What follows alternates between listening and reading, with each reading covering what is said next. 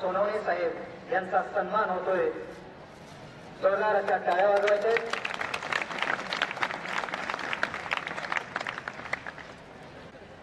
चंदन शिवे की ज्यांनी निर्भय पथकामध्ये अतिशय सुंदर असं काम केलेलं होतं, यांचाही या ठिकाणी सन्मान होतो. मी विनंती करतो आपल्या कॉलेजचे उपप्राचार्य सन्माननीय राऊत विली सरांना हे या ठिकाणी आपण मान्यवरांचा शाल, श्रीफळ आणि पुष्पगुच्छ देऊन यथोचित असा सन्मान करावा.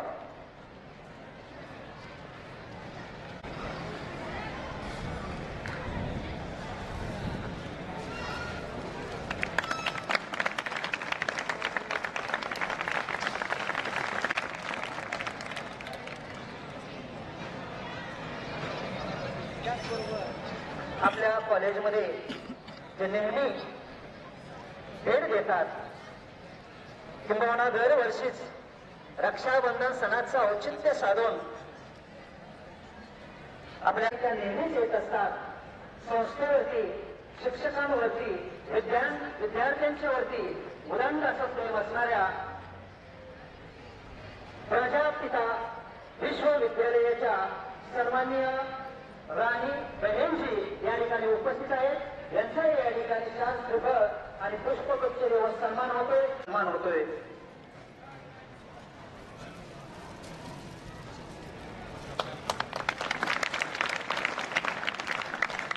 नारायण केंद्रे प्रजापती विश्वविद्यालय यांचाही या ठिकाणी सन्मान होतोय. मी विनंती करतो प्राचार्य आदरणीय जे जाधव सरांना की आपण शाल, श्रीफळ आणि पुष्पगुच्छ देऊन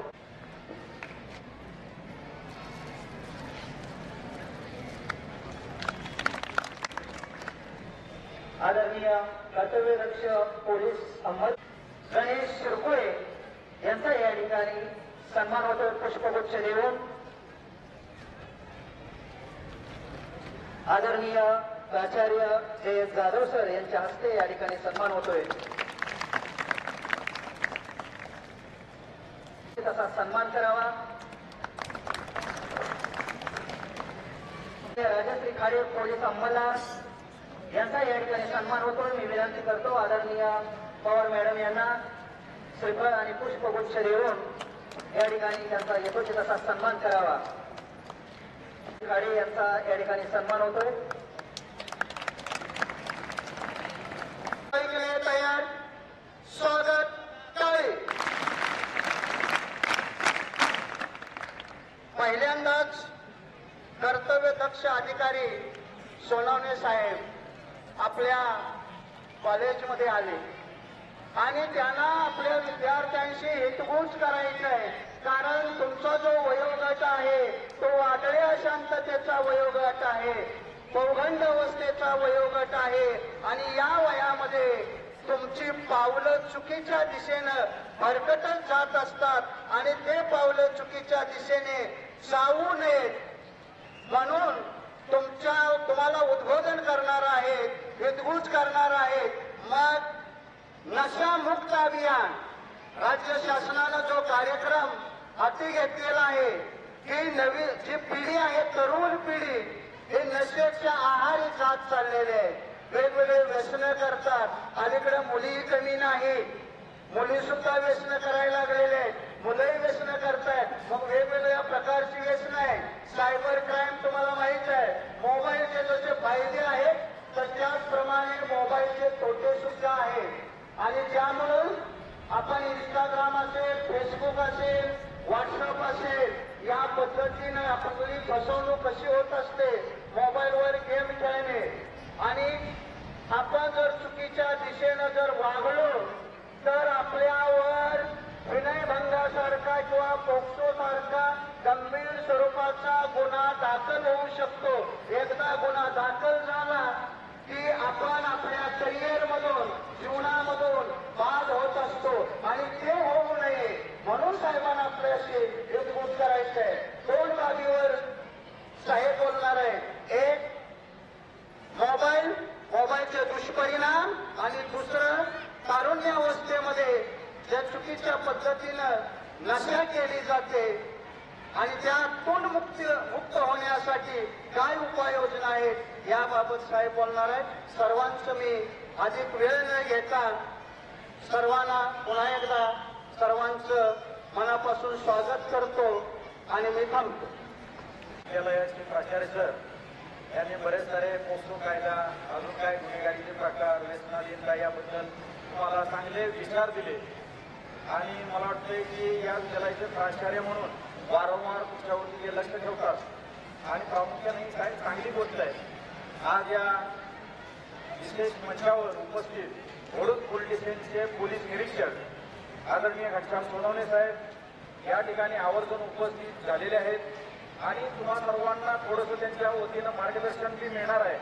आणि तुम्हाला मी आवर्जून सांगू इच्छितो की तुम्ही अलीकडच्या काळामध्ये जे काही स्टंटमॅन असतात रील्सच्या माध्यमातून तुम्हाला दिसतेत की बाबा पोलिसांची वर्दी घालून त्याचबरोबर पिक्चरमध्ये जे काय सिंगम म्हणून काय पिक्चरचे सीन दाखवले जातात तर ओरिजिनल जर तुम्हाला भविष्यातला सिंगम जर पाहायचा असेल किंवा तुमच्या समोर जर सिंगम पाहायचा असेल तर ते तुम्ही सोनवणे साहेबांच्या रूपामध्ये सिंगम म्हणून पाहू शकता आणि त्यांच्याकडून आदर्श घेऊन भविष्यामध्ये तुम्ही सुद्धा सिंगम आणि तुमच्यातून महिला सुद्धा सिंगम बनू शकतात. आणि वारंवार तुमच्या शाळेचे प्राचार्य असतील, संस्थापक असतील, हे ह्याच उद्देशानं वेगवेगळे कार्यक्रम आयोजित करतात की आपल्या विद्यार्थ्यांना काहीतरी चांगला संदेश द्यावा. तर तुम्ही सर्व विद्यार्थी अलीकडच्या काळामध्ये ज्या प्रकारे बोललेत त्या प्रकारे तुम्ही थोडंसं प्रामाणिकपणे लक्ष देणं गरजेचं आहे. तर आवर्जून या मंचावर उपस्थित वडूज पोलीस स्टेशनचे PI सोनवणे साहेब, त्याचबरोबर या आपल्या कॉलेजचे प्राचार्य जाधव साहेब, इतर शिक्षक वर्ग, आमचे सहकारी, निर्भया पथकाची टीम, त्याचबरोबर राणी मॅडम, सर्व या ठिकाणी मंचावर उपस्थित असणाऱ्या सर्वांचं मी धन्यवाद व्यक्त करतो. आणि तुम्ही काय थोडासा वेळ तुम्हाला लागणार आहे असं तुम्ही समजू नका की आमच्यावर काय अन्याय केला जातोय.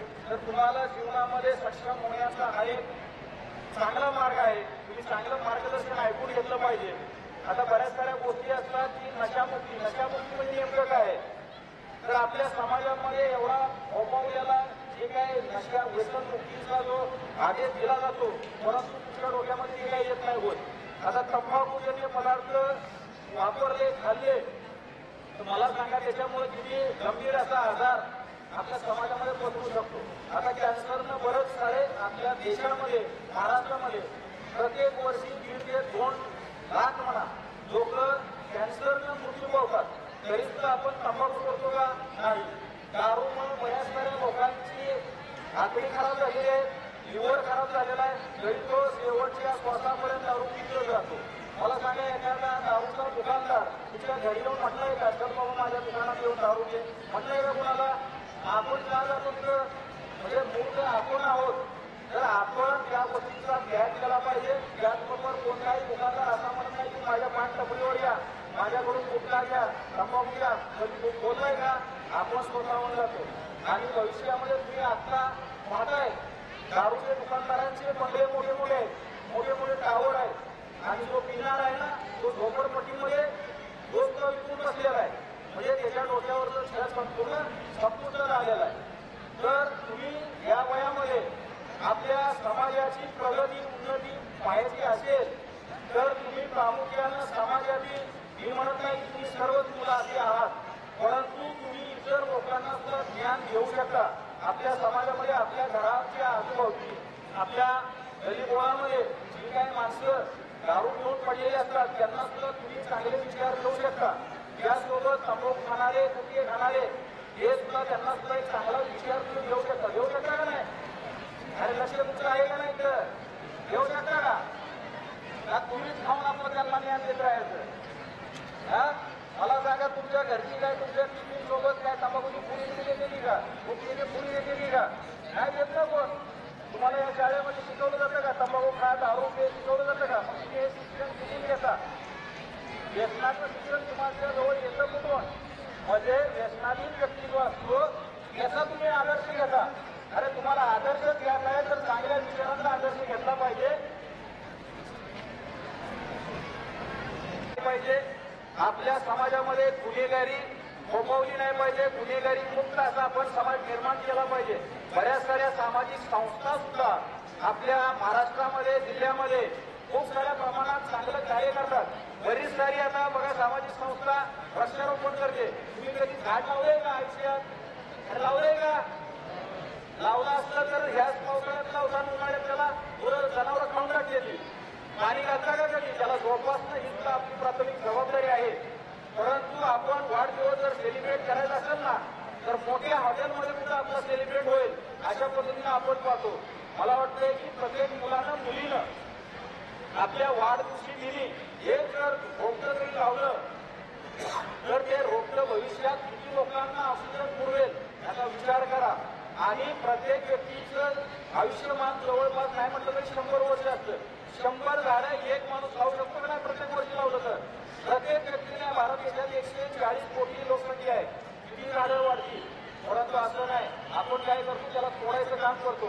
जंगल कधी म्हणत नाही की झाडं लावा. जंगल स्वतः म्हणतंय की मी जी संपत्ती प्रॉपर्टी तयार केली आहे ती तुम्ही व्यस्त करू नका, तिला तोडू नका.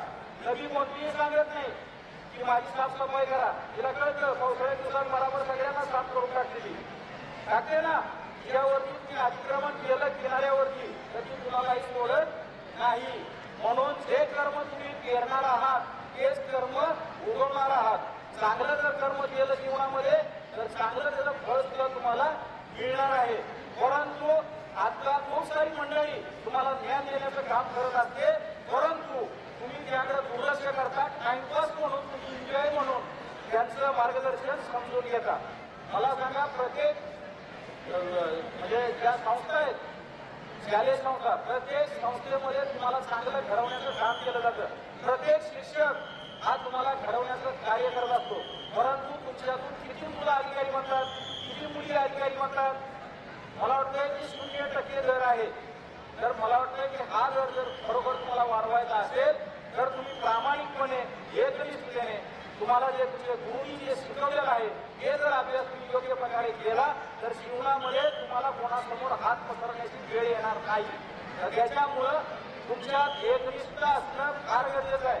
बऱ्याच साऱ्या मुली आत्ताच्या काळामध्ये थोडेशा भरकट याच्यात दिसून येत आहेत. आता आम्ही स्टँडवरती निर्भय पथकाच्या माध्यमातून बऱ्याच साऱ्या ठिकाणी आम्ही भेटी देतो. तर मुली स्कार्फ लावून कुणासोबत भेटतात मला काय मी काय सांगू शकत नाही. परंतु हे चांगलं आहे का? आपली संस्कृती आपली परंपरा आहे का? आपला फुले शाहू आंबेडकरांचा महाराष्ट्र हा महाराष्ट्र सुसंस्कृत होता. आता सुद्धा तुम्ही ठेवायचा आहे आणि भविष्यात सुद्धा तो सफळ राहिला पाहिजे. अशा पद्धतीने आपली वाटचाल जर असेल तर मला वाटतं की या समाजातील कोणत्याही घटकाला कोणत्याही प्रकारचा त्रास होणार नाही.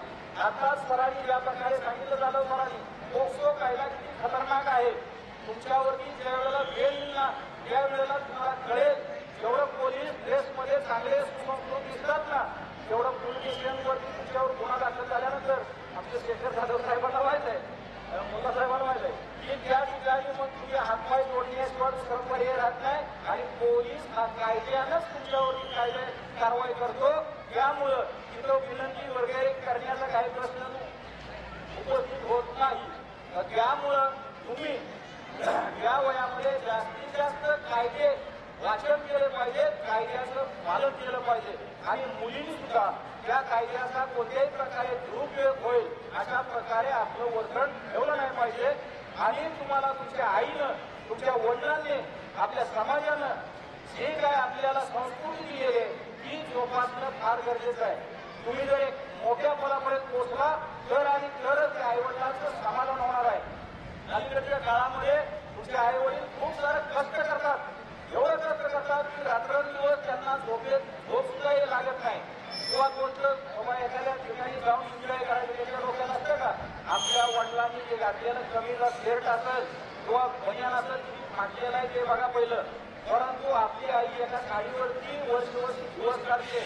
त्या माऊलीचं तुमचं तुम्हाला केव्हा समजेल? तुम्ही समजून घ्यायला सुरुवात जर केली तर हेच एक पवित्र मंदिर आहे की ते मंदिर तुम्हाला सक्षम बनवणार, स्वावलंबी बनवणार आहे. तुमच्या आईवडिलांची दुःख हे संपूर्ण जाणणार हेच एक पवित्र मंदिर आहे. म्हणून या मंदिराला कोणत्याही प्रकारचं गालबोट लागेल अशा प्रकारचं वर्तन आपल्या हातून घडणार नाही. आणि आपण चांगले विचार सदैव आत्मसात केलेच पाहिजेत आणि हेच वय तुमचं आहे.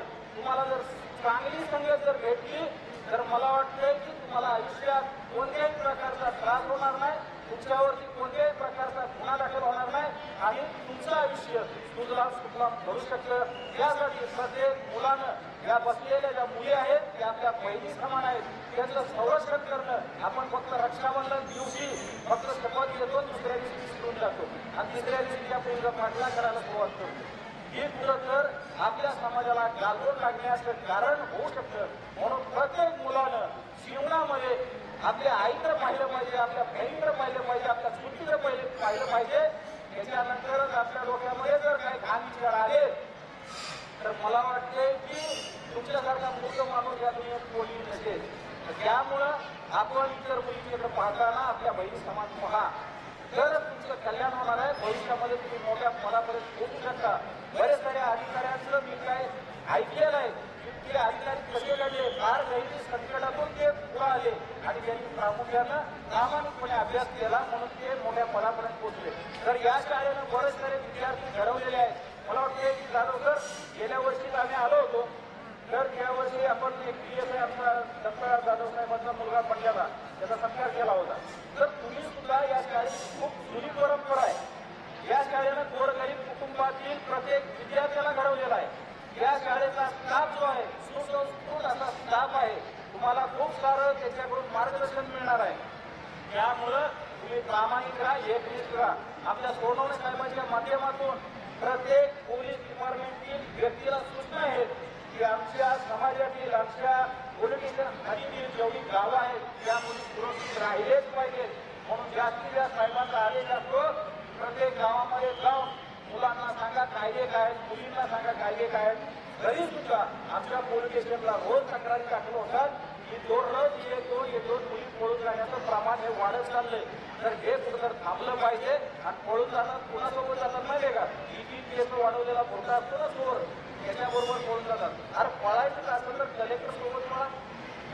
बघू बरं तुम्हाला कलेक्टर बोलवल का, तुम्हाला कलेक्टर त्यासाठी म्हणावं लागेल. त्यावेळेला तुम्ही ते करू शकता. तर मला जास्त बोलायची आता आवश्यकता नाही. बरेच सारे मुद्दे आहेत ते कव्हर केले. तुम्हाला मुलींना खास करून जर जीवनामध्ये खरोखर अडचण आली तर डायल 112 नंबर आहे, त्या नंबरवर संपर्क साधा. आमच्या पोलीस स्टेशनच्या वतीनं किंवा आमच्या निर्भय पक्षाच्या टीमच्या वतीनं तुम्हाला संरक्षण भेटेल. घाबरून जाण्याचं काही कारण नाही. निर्भयपणे जीवन जगा आणि तुमच्या इच्छा आकांक्षा ज्यांना पूर्ती करायची असेल तर प्रामुख्यानं प्रामाणिकपणे अभ्यासाकडे लक्ष द्या.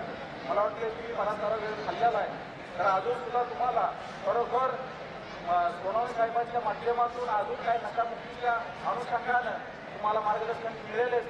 तर तुमच्याकडून आशा व्यक्त करतो की तुम्ही भविष्यामध्ये कोणत्याही गुन्हेगारीपासून दूर असाल आणि चांगलं सुसंस्कृत असा आपला समाज घडवताल. या शाळेचं नाव मोठं करताल, आईवडिलांचं नाव मोठं करताल. धन्यवाद. जय हिंद, जय महाराज. धन्यवाद सर. तुमच्या माध्यमातून अन्यायाला वाचा फोडून जनसामान्यांना न्याय मिळवून देणारे लोकमतचे वार्ताहर, संपादक, पत्रकार मित्र की जे नेहमीच आमच्या हाकेला वेळ देतात नव्हे तर लगेच उभे राहत असतात, असे आमचे मित्र सन्माननीय शेखरजी जाधव या ठिकाणी उपस्थित झालेले आहेत. त्यांचाही या ठिकाणी सन्मान होतो. मी विनंती करतो कॉलेजचे प्राचार्य आदरणीय जय जाधव सर उपस्थित मान्यवरांचे हस्ते या ठिकाणी सन्मान होतोय. पुष्पवृक्ष देव. त्याचबरोबर ऐक्याचे वार्ताहर, संपादक, पत्रकार मित्र आदरणीय मुन्नाजी मुल्ला यांचा या ठिकाणी सन्मान होतो. कॉलेजचे उपप्राचार्य राऊत बेबी सर आणि मान्यवरांचे शुभास्ते.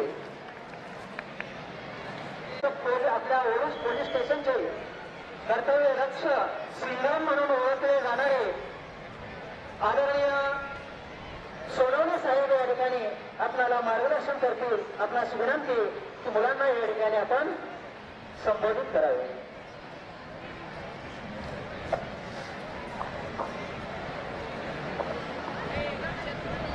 अभियानाअंतर्गत आयोजित केलेल्या या अत्यंत महत्त्वपूर्ण कार्यक्रमाकरिता छत्रपती शिवाजी विद्यालयाचे प्राचार्य जाधव सर, उपप्राचार्य राऊत सर, त्याचबरोबर प्रजापिता ब्रह्मकुमारी आश्रमातील राणी बहनजी त्यांचे सहकारी, सर्वात महत्त्वाचं ज्यांच्या उपस्थित राहण्यामुळे दुग्धशर्करा योग प्राप्त झालेला आहे या कार्यक्रमाला कोणी पुन्हा लाभलेले आहे असे दैनिक लोकमत या प्रसिद्ध शासना विश्वसनीय वर्तमानपत्राचे विश्वसनीय आणि वेगळ्या ठेवणीतील दर्जेदार बातम्या लावणारे, नेहमी समाज डोळ्यापुढे ठेवणारे शेखर जाधव सर, दैनिक ऐक्यचे मुन्ना मुल्ला सर, माझे सहकारी निर्भया पथक आणि सर्वात महत्त्वाचा हा कार्यक्रम ज्यांसाठी आयोजित केला आहे असे तुम्ही उद्याचे भावी सुजाण नागरिक, तुमच्यातूनच निर्माण होणारे अधिकारी, उद्योगपती, राज्यकर्ते, वेगवेगळ्या क्षेत्रातील पुढे जाऊन तुम्ही एक नामांकित होणारे यशस्वी विद्यार्थी, मित्र आणि मैत्रिणी, आज खऱ्या अर्थाने मला या ठिकाणी शिवछत्रपती विद्यालयाचे जे काही शिक्षक आणि शिक्षकेतर वृंद आहे त्यांचे मी मनापासून आभार मानतो. कारण खूप मोठ्या संख्येमध्ये एक सक्षम असा तरुण वर्ग किंवा प्रौढावस्थेतील किंवा ज्यांना खरोखरच एक नशामुक्तीचा संदेश देणं अत्यंत महत्त्वाचा आहे, काळाची गरज आहे, असं एक खूप लाटेच्या व्यापक स्वरूपामध्ये किंवा बहुसंख्येने विद्यार्थी या ठिकाणी उपलब्ध करून एक आम्हाला एक प्लॅटफॉर्म दिलेला आहे. या खऱ्या अर्थाने आमच्यासाठी एक खूप सौभाग्याची किंवा भाग्याची गोष्ट आहे.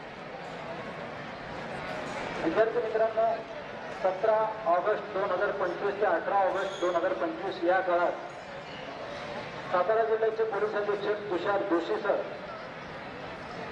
त्याचबरोबर अप्पर पोलीस अधीक्षक वैशाली कडूकर मॅडम यांच्या आदेशाने आपण विविध पातळ्यावरती म्हणजे विविध उपाययोजनाद्वारे नशामुक्तीचा संदेश जनतेपर्यंत देत आहोत. विशेषतः तरुणाकरिता हा कार्यक्रम ठेवण्यात आलेला आहे किंवा हा नशामुक्त सप्ताह ठेवण्यात आला आहे. ड्रग्स फ्री इंडिया या नावाने नशामुक्त भारत. तरुण हा देशातील कोणत्याही देशातील ऊर्जा किंवा कोणत्याही देशाच्या विकासात किंवा कोणत्याही देशाचे भवितव्य हे त्या तरुणांच्या संख्येवरती, त्याचबरोबर त्या गुणात्मक तरुणाची जी सकारात्मकता असेल, त्याचबरोबर एक किती कार्यक्षम तरुण आहेत, किती विजन असलेले तरुण आहेत, किती राईट ट्रॅकवरती राहणारे तरुण आहेत, किती राष्ट्राला समर्पित जीवन देणारे तरुण आहेत, त्यावरती त्या देशाचा विकास अवलंबून असतो किंवा ते देश किंवा ते राष्ट्र बलशाली होत असते. म्हणजे तरुणाचं महत्त्व राष्ट्राकरता, समाजाकरता, कुटुंबाकरता, सर्वांकरताच अनन्यसाधारण आहे. आणि हे तरुण व्यसनाच्या आहारी जाऊ नयेत याकरिता हा सर्व उहापोह आणि खटाटोप आहे. नशा खरी आयुष्याची दुर्दशा, ॲडिक्शन एकदा लागलं की तो माणूस ट्रॅक सोडत चालतो किंवा त्याच्या जीवनाची रात रांगोळ होत चालते. याकरता नशेपासून आपल्याला दूर राहायचंय. नशा करायची तर चांगल्या गोष्टीची करायची, कारण जिंदगी ना दुबारा, बरोबर आहे का? नशेचे अतिशय दुर्गामी परिणाम असतात. खरं तर नशेचं एकदा ॲडिक्शन लागलं, सुरुवात झाली की माणसाला तेवढ्या वेळेपुरते थ्रिल प्राप्त होतं. थ्रिल म्हणजे माणूस एकदा वेगळ्या धुंदीत जातो, तर ते फार शॉर्ट पिरियडचं असतं. परंतु त्याचे जे दुर्गामी दुष्परिणाम असतात ते शरीराला अजून इतके पोखरत असतात, तो तरुण त्याचं आरोग्य हे कायमचं बरबाद झालेलं असतं. त्याचबरोबर त्याचं कुटुंबही उद्ध्वस्त झाले असतं. त्याच्या कुटुंबातील सुख, शांती, आनंद सर्व हिरावलेला असतो. कुटुंबात, त्या गावात, समाजात आणि त्याचा विपरीत परिणाम देशावर होतो आणि माणसाचं आयुष्य क्षणभंगूर होऊन जातं. त्यामुळे नशेपासून कायम दूर राहा. नशा अगदी तंबाखूपासून, सिगारेटपासून, जो तंबाखूमध्ये नार्कोटिक्स हा नशिले पदार्थ असतो किंवा आरोग्याला अपायकारक पदार्थ असतो. या तंबाखूपासून, सिगारेटपासून तर गांजा, चरस, हाशिश, मॉर्फिन असे नशेचे विविध प्रकार आहेत. ग्रामीण भागापेक्षा शहरी भागामध्ये याचा शिरकाव अतिशय मोठ्या प्रमाणात आहे. कारण मी एक गोष्ट या ठिकाणी आवर्जून तुम्हाला सांगाल, कारण तुम्ही देशाचे आधारस्तंभ आहेत. मित्रांनो, मी इंटेलिजन्स ब्युरोला काम केलेलं आहे. इंटेलिजन्स ब्युरो म्हणजे केंद्रीय सूचना ब्युरो. देशाच्या अंतर्गत सुरक्षिततेला जे काही घातक गोष्टी असतात किंवा अडथळा निर्माण करणार असतात किंवा देशाची अंतर्गत सुरक्षा ही व्यवस्थित राहावी, कायदा व सुव्यवस्था अबाधित राहावी, राष्ट्राच्या विकासात्मक कामात अडथळे होऊ नये याकरता शासनाचे केंद्र सरकारचे कान आणि डोळे असलेले इंटेलिजन्स ब्युरो हा विभाग आहे. त्या विभागात मला काम करण्याचं भाग्य लाभलेलं आहे किंवा मी ते काम केलेलं आहे. त्यातील शिदोरी माझ्यासोबत आहे. कुठल्याही राष्ट्राला समोरासमोर ज्यावेळेस परकीय राष्ट्र हरू शकत नसतं, त्याचा पराभव करू शकत नसतं, त्यावेळेस शत्रू राष्ट्राची एक स्ट्रॅटेजी असते, पॉलिसी असते. आपण आपल्या आर्मीनी किंवा आपल्या तिन्ही दलांनी फार सक्षम आहोत. त्यामुळे आजूबाजूचे जे परकीय राष्ट्र आहेत किंवा शत्रू राष्ट्र आहेत, त्यांची नावं सांगत नाही, ते तुम्हाला ज्ञात आहे. त्या राष्ट्रांना आपली अंतर्गत सुरक्षा व्यवस्था, आपल्या देशाला विकास ठप्प करायचा असेल, विनाशाकडे न्यायचा असेल तर बॉर्डर क्रॉस तस्करी केली जाते. ड्रग्ज बाहेरून आपल्याकडे छुप्या मार्गाने देशामध्ये पाठवलं जातं. त्याचे त्यांना फार मोठ्या प्रमाणात दोन फायदे असतात. एक तर त्यांनी ड्रग्जची आपल्याकडे चोरटीची निर्यात केलेली असते, त्याद्वारे त्यांना प्रचंड पैसा मिळत असतो. आणि दुसरी गोष्ट, आपल्या देशातील तरुणाईला किंवा आबालवृद्धांना खेळ केलं जातं, पोखरलं जातं. आपला तरुण ना घरकाना घाटका राहतो, म्हणजे देश प्रगतीकडे वाटचाल करत नाही. त्यामुळे हे परकीय देशाचं एक फार मोठं षडयंत्र असतं किंवा सध्या परकीय हस्तकामार्फत आपल्या देशामध्ये सरकार इथे कोणाचाही असो तो दोन भाग आहे, परंतु राष्ट्र पुढे जाऊ द्यायचं नसेल तर त्यासाठी या ठिकाणी खूप मोठ्या प्रमाणात बाहेरून चोरटी तस्करी केली जाते. सध्या आपण पाहतो की चोरटी तस्करी हे कुरिअर मार्फत केलेली असते किंवा वेगवेगळ्या पदार्थामध्ये मिक्स करून असते किंवा एक डार्क वेब म्हणून आहे इंटरनेटवरती. आजकालचा सोशल मीडियावरती तो फार ऍक्टिव्ह आहे. एकदा त्याला नशेची लत लागली आणि तो नशेत त्या ओढावला गेला, चटक लागली की त्याला ते राहावत नाही, म्हणून तो वेगवेगळ्या मार्गाने वाटेल ती किंमत चुकून परत ते नशेचा पदार्थ उपलब्ध करून त्या थ्रिलमध्ये राहण्याचा प्रयत्न करतो. ती ग्रेप वेगळी असते. त्यासाठी तर त्या डार्क वेबद्वारे इंटरनेट किंवा वेगवेगळे ॲप काढून, वेगवेगळे ब्राउझर काढून एक दुसऱ्याच्या कॉन्टॅक्टमध्ये राहतात आणि ते ड्रग्ज त्या मुलांना पुरवलं जातं. विशेषतः शहरी भागातीलच नव्हे तर आता ग्रामीण भागात देखील त्याचा दोष पसरत आहे. असे शाळा महाविद्यालयाच्या आजूबाजूला जे काही दुकान्स असतात, आस्थापना असतात, त्याद्वारे मुलांना, तरुणांना त्या मार्गाकडे लावलं जातं. आणि सध्या जीवघेणी स्पर्धा आहे. आई वडिलांच्या मुलाकडून असलेला अवाजवी महत्वाकांक्षा आणि तू हे बन तरच तुझं आयुष्य, हे ज्या आईवडिलाकडून मुलांना शिकवण दिली जाते. एक सामाजिक स्टेटस म्हणून देखील मुलांनी मोठ्या पदावर जावं, त्यासाठी त्यांनी वाटेल ते करावं. यासाठी मुलांच्या इच्छेच्या विरुद्ध जे काही सक्ती केली जाते त्यातून मुलं नैराश्याकडे जातात आणि एकदा मुलगा नैराश्याकडे गेला की तो आशा करते, एकदा तो बघतो लवकर सगळ्यासाठी तो मासा गळाला लागतो आणि नेमकं आपले जे शत्रू असतात ते त्याला फिरतात. त्यामुळे त्या घरचे फसू नका. असे जे मुलं असतात ते से टू नो ड्रग्ज, नाही म्हणायला शिका. अशा मित्रांना वेळच लांब करा. असे जर तुम्हाला चोरटी छुप्या, अतिशय छुप्या पद्धतीने कोणी जवळ बाळगत असेल, त्याची चोरटी विक्री करत असेल तर डायल 112ला कॉल करा. तुमचं नाव गुपित ठेवलं जाईल. आपल्याकडे NDPS ऍक्ट आहे 1985चा, केंद्र सरकारचा कायदा आहे, फार सक्षम आहे, फार मोठ्यात मोठी शिक्षा त्याला सांगितलेली आहे. त्यामुळे तुमचं नाव गुपित ठेवलं जाईल. तुम्ही तुम्हाला वाचवू शकतात आणि देशाप्रती तुमचं योगदान देऊ शकतात, आपल्या समाजाला वाचवू शकतात. हे आपल्या समाजाप्रती असलेले एक ऋण समजून पोलिसांना गोपनीय माहिती द्यायची शिका. छुपा अथवा उघड विरोध करा आणि तुम्ही स्वतःही घरचे फसू नका, दुसऱ्यालाही फसून देऊ नका. जर कोणी गेलं तर त्याचं काउन्सिलिंग करूया, समुपदेशन करून त्याला आपल्याला त्यातून बाहेर करायचं आहे. ही लढाई ज्यावेळेस समोरासमोरच्या जर युद्धामध्ये किंवा कुठल्याही लढाईमध्ये जर हा शत्रू समोर असेल तर त्याला पोलीस डिपार्टमेंट अथवा अन्य आर्मी असो अथवा कुठलीही डिफेन्स एजन्सी असो ती त्याला नेस्तनाबूत करू शकते. परंतु ज्या वेळेस आपला शत्रू हा अनविजिबल असेल, अदृश्य असेल, त्यावेळेस त्यासाठी प्रत्येकाने त्यात एक वॉरियर होणं गरजेचं आहे. ड्रग्स वॉरियर प्रत्येकाने त्यात एक सैनिक होणं गरजेचं असतं. जसं आपण वैश्विक आपत्तीमध्ये कोरोनामध्ये प्रत्येक जण कोविड वॉरियर झाला होता, तसं आपल्याला ड्रग्स फ्री इंडियाच्या मोहिमेमध्ये प्रत्येकाला एक सैनिक व्हायचा असते, सैनिक व्हायचा आहे. ही खूनगाठ मनाशी आज आपल्याला या ठिकाणी बांधायचंय. स्वतःही नशामुक्त राहायचं आणि समाजाला नशामुक्त करायचं आहे. खूप एक चांगल्या शाळेमध्ये महाविद्यालयामध्ये तुम्ही शिक्षण घेत आहात. तुमचं आयुष्य क्षणोक्षणाने घडत आहे, तुम्ही ते घडवत आहात. प्रत्येक आता मला या ठिकाणी सिंगम म्हणून हे केलं, पण मी काही सिंगम वगैरे नाही. मी फक्त माझं कर्तव्य तत्परतेने आणि सिन्सिअरली करण्याचा प्रयत्न करतो. कर्तव्य परायणता ठेवतो आणि प्रत्येक गोष्टीला न्याय देण्याचा प्रयत्न करतो. तसं रिअल लाईफ आणि पिक्चरमधली लाईफ यात फरक असतो. पण उडता पंजाब पिक्चर तुम्ही पाहिलेला असेल, मी पाहिलेलं नाही पण वाचलेलं आहे. जे संपादकीय लेखातून किंवा वर्तमानपत्र तुम्ही वाचता की नाही, त्यांचे साप्ताहिक पुरवणे असतात. किमान 3-4 वर्तमानपत्राच्या साप्ताहिक पुरवण्यातून जे माझं प्रोफेशनलिझम वाढवणारे लेख आहेत ते तरी मी आवर्जून वाचतो. उडता पंजाब, सरफरोसारखे पिक्चर जर पाहिलं तर त्यातून ज्याची दहाता नशेची आपल्या लक्षात येईल.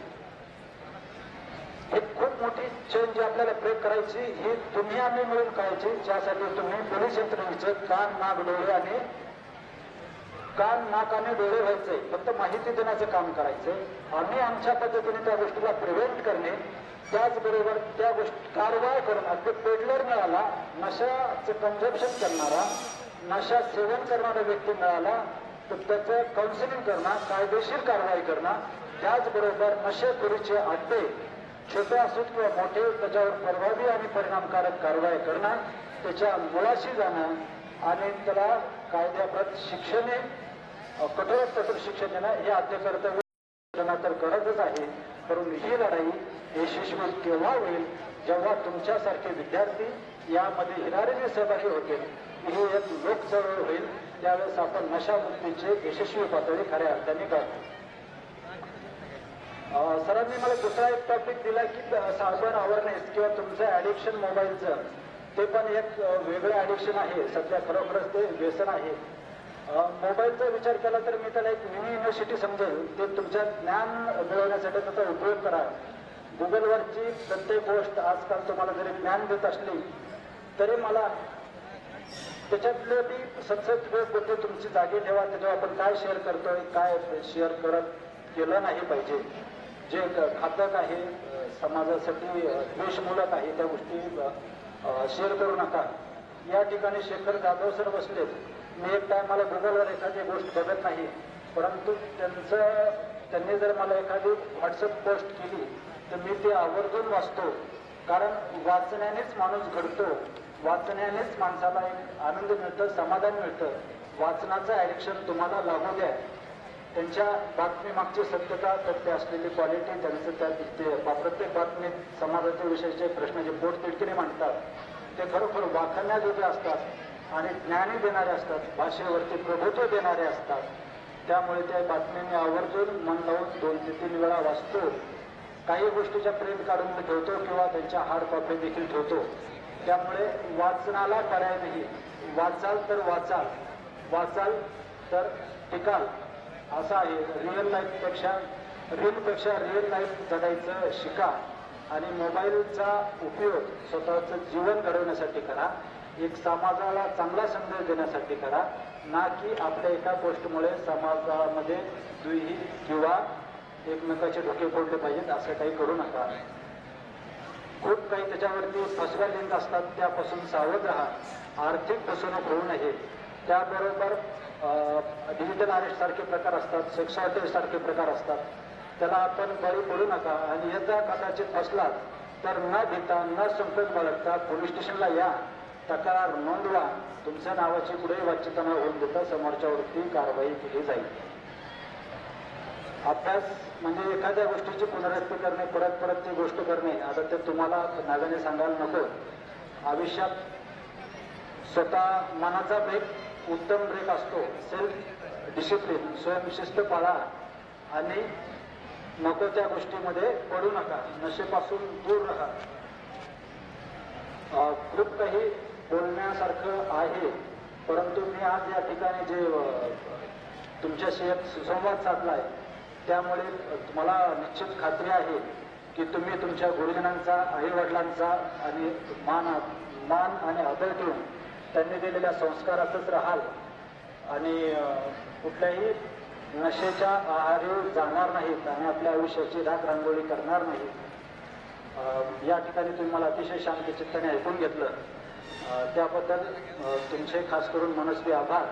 आणि आयोजकांनी मला या ठिकाणी येऊन बोलण्याची संधी दिली, तुमच्याशी सुसंवाद साधण्याची, त्याबद्दल छत्रपती शिवाजी महाविद्यालयाचे सर्व प्राचार्य, उपप्राचार्य, स्टाफ, टीचिंग आणि नॉन टीचिंग स्टाफ यांचे मी पुनश्च धन्यवाद मानतो. थांबतो. जय हिंद, जय भारत.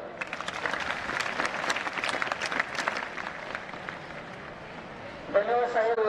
नशामुक्त भारत अभियान संपूर्ण भारतामध्ये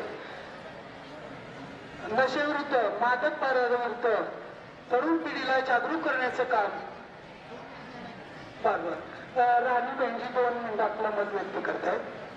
आपल्या भारत देशाला नशामुक्त करण्यासाठी 13 ऑगस्ट 2020 या दिवशी नशामुक्त भारत अभियान सुरू केले.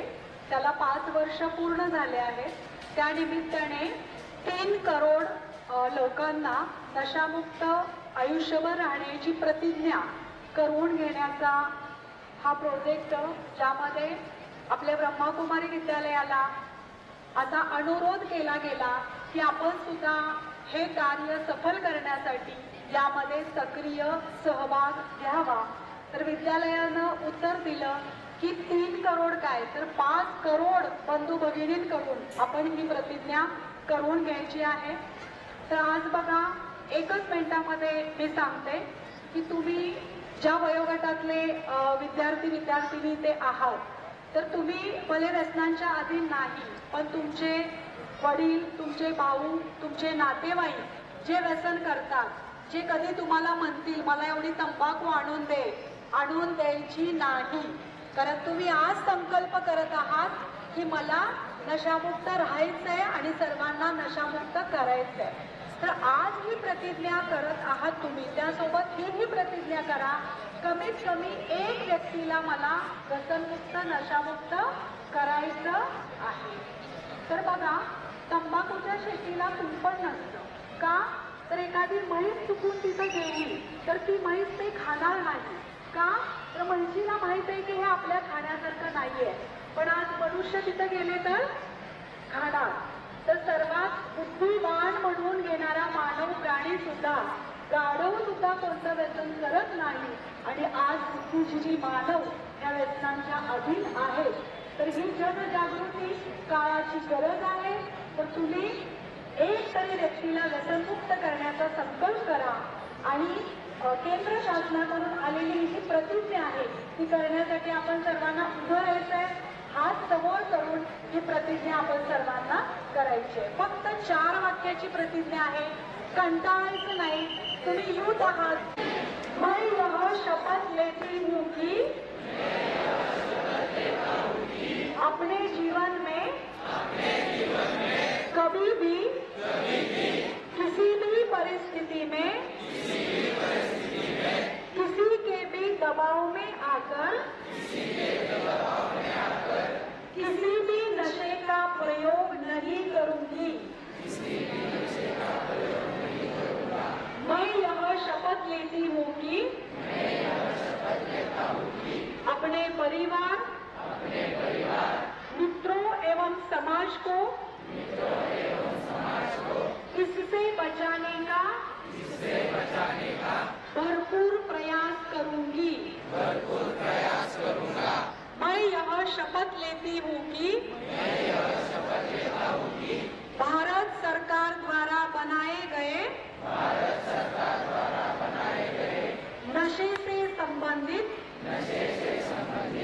सभी कानूनों का पालन ईमानदारी से करूंगी.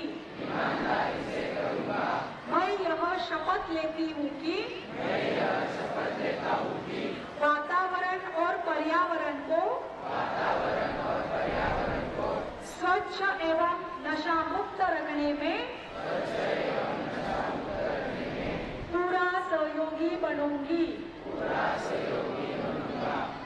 मी सांगा माझा भारत नशामुक्त भारत असं म्हणायचं. पुढे मी जे सांगेल ते. ठीक आहे. माझा भारत, माझा महाराष्ट्र, मुक्त महाराष्ट्र असं म्हणायचं. पुढे जे सांगेल ते. माझा महाराष्ट्र, माझा जिल्हा, माझे शहर, माझे कुटुंब, माझी शाळा. ओम शांती.